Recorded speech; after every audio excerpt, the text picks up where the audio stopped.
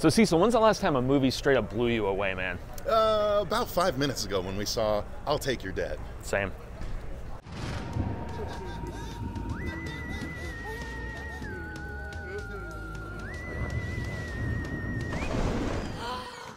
Hey everyone, welcome back to the Horror Show. I'm Cecil Laird. Jaime Fuego here. And we are here to do yet another review straight out of the 2019 Phoenix Film Festival and International Horror and Sci-Fi Film Festival. This one is definitely part of the IHSFF brand. This is called I'll Take Your Dead. And this is actually one that we didn't announce when we did the announcement of all the movies because there were still 2 left to be announced. This was one of them. So this was added to the festival the week before. One of the mystery films. Indeed, indeed. And we had no idea what to expect from it. We didn't even know the synopsis. Didn't know the synopsis, didn't do any research, didn't watch any trailers. So we went in blind, and quite frankly, right away, it was very obvious to me that it was of a higher production level than basically everything else that we've seen. I Trapped the Devil was close, but this one definitely felt of a higher caliber. And I'll say this movie felt to me like a history of violence mixed with The Sixth Sense mixed with a little bit of... I said The Unforgiven. The Unforgiven. Yeah. I was going to say a little bit of Let the Right One In. Yeah, that because too. of a father-daughter sort of relationship. And I absolutely loved this movie. At the end, I had to sit for a minute to kind of compose myself afterwards. Yeah, you didn't depart the seat immediately, no, and I could tell that that was a sign, yeah, man. it got to me. It did. The end really got to me, and I loved this movie. I thought it was fantastic. It's easily my favorite of the festival, and it's the second to last one we're watching. So. Yeah, this was the best of the fest for me as well, and I was just so impressed with the performance from this young girl. But I mean, acting across the board was incredible. The father, so good. Very simple story. And you know what's funny is that I looked on the IMDb, and one of my favorites from the fest last year, The Heretics, same director. Oh, really? Yeah. That's interesting. Yeah. I do need to watch that. It's not even available, is it? Or can it's you terrific, VOD man. it? It's a Canadian film. I'm not sure if it's on. Well, it's probably on VOD somewhere. Okay, I'll check that out. Yeah, because after watching this, I got to see what else this guy 2 did. years in a row, man. Chad something. This God, movie was I should so double check on good. the phone, but yeah. He also did Bite, which I know we weren't the biggest fans That's the of. same guy? Same Good guy, same Lord. director, yeah. This exhibited so much more skill and nuance. Well, he's improved significantly. Holy cow, after over 2 movies?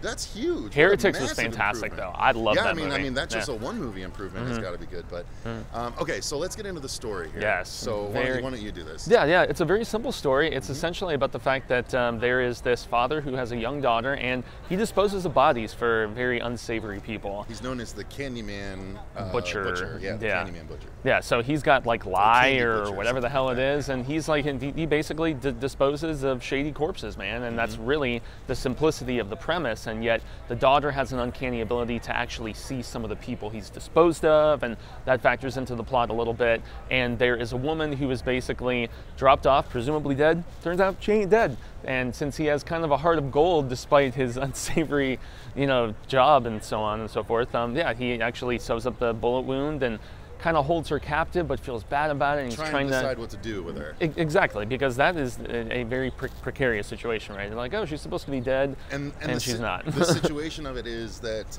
the father and the daughter recently lost the mother and wife in the world relationship, and so they're coping with that.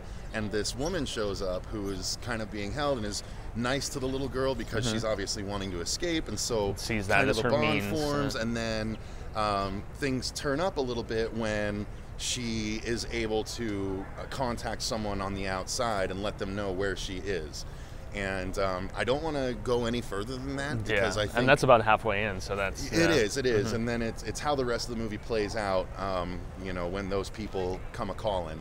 And it's, again, if you've seen A History of Violence, then you know the feel I'm talking about. It's a fantastic movie, and this is right up there with it because, they focus on the drama, but it's super interesting. And again, the little girl is having issues. She's kind of seeing ghosts, the spirits of the people that he's disposing of around the house, and he doesn't. And by the end, like, both storylines come crashing together in the whole climax, and as I mentioned, done so well. Yeah, as I mentioned to you when I was walking out, though, I don't necessarily feel like the supernatural theme needed to be there. See, I disagree. I feel like that's what made it different. I feel like if Okay. it wasn't, it would have just been another History of Violence. Or Unforgiven, yeah. The supernatural aspect is what gave it that edge and made it different enough. True for that. me. True that. And it was also well. played I mean, it a was big well factor done. in. Yeah, it you did. know, it really did. It Especially in the climax. Yeah, exactly. And that's what I loved about it. I was like, okay, they're using all the pieces of the puzzle that they've laid out on the table, and I really appreciated it. And so the story, great, just well done. Yeah. But simple but terrific, and performances as we segue into that. Yeah. This young actress, my God.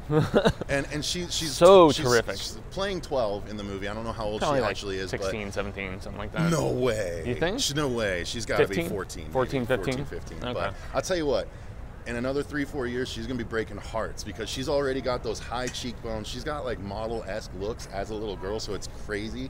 She like steals most of the scenes that she's There was in. nothing disbelieving about her performance whatsoever. Not at all. No. Every single moment was genuine, honestly, man. everyone in the film was very genuine, from top to bottom. I mean, the father and the little girl stole the show for me. The father was so good, and I loved watching him. And he's just a character that you're engrossed by. You know, you can't help but be captivated by his situation and why he does what he does when he ultimately reveals it. I mean, it's just, there's depth to this film that so many movies, especially horror movies, don't bother taking the time to go into. Every character motivation seemed legit and genuine, even down to the gangbangers and stuff. They seemed legitimately menacing, and that doesn't often happen. They come off cartoony or whatever. These guys, I was like, okay, I would not want to get mixed up with these dudes. No, absolutely not at all.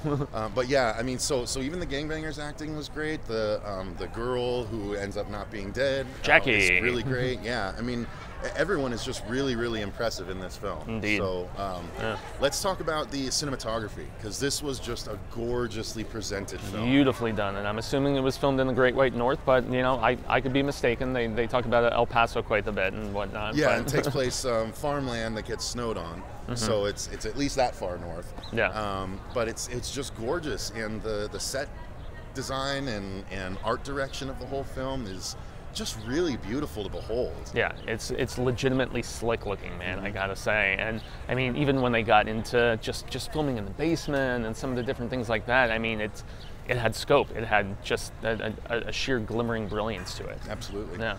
Cinematography is fantastic. I thought the music and the score was great, very appropriate. It ramped up when it needed to, and it backed off. Eased back, yeah. It was just really, really good. It was so good that you almost didn't notice it at times because it was just bolstering the scenes so well. I mean, that's the thing. It's like sometimes the best parts of movies are parts you don't even know are there, but they're enhancing it whether you realize it or not. Yeah, especially the climax, man. Holy smokies. Absolutely. And the sound design itself, I mean, for the things that you hear at different points of the movie and the way it's thrown, and obviously during the climax. Especially that final climax conflict, man, which we all knew was happening. It's inevitable. Now let's talk about the effects. There are some cool effects, lots of makeup effects, lots of practical makeup effects. Very much so. On the bodies, and the ghosts are made up kind of interestingly. They look largely like they did as dead bodies, except their eyes are completely white and stuff like that. But there's some nasty battle scar stuff that, you know, sent them to the grave, and you know, all tastefully done, accurately done, did not look cheesy whatsoever. Looked very much legit. Now there is a little bit of CG stuff towards the end that doesn't look super great. That's the only part. The very, very end, and I think you know what I must be. Hello, camera. That's too funny. I didn't even make that connection. But yeah. The second film at the festival that had that vibe to it, which made me laugh. Yeah, you're not wrong. Literally, another one we really liked. Actually, we didn't review that yet, two favorites of the festival for me, man. But otherwise the effects are really good. Yeah. So it's wonderful movie. I mean, what else is there to hit on? It's, just doubling down on the fact that we love this movie. Yeah. Come on, guys. It's called I'll Take Your Dead, you guys, and this is something that you need to put down on a list somewhere to make sure that you don't miss it when it does become available, hopefully later this year, because everyone needs to see this movie. It's Damn result. And also seek out the director's previous film, The Heretics, because that one is awesome as well. I still need to watch that, yeah. All right, guys, that's going to do it. Thank you very much for watching. Thank you to Monty from the International Horror and Sci-Fi Film Festival. Thank you to Jason from the Phoenix Film Festival, and thank you to Patrick from Allied for letting us come and cover this awesome event once again. Until next time, I've been Cecil Laird. Gracias a Jaime and Fuego. And remember, Stay scared.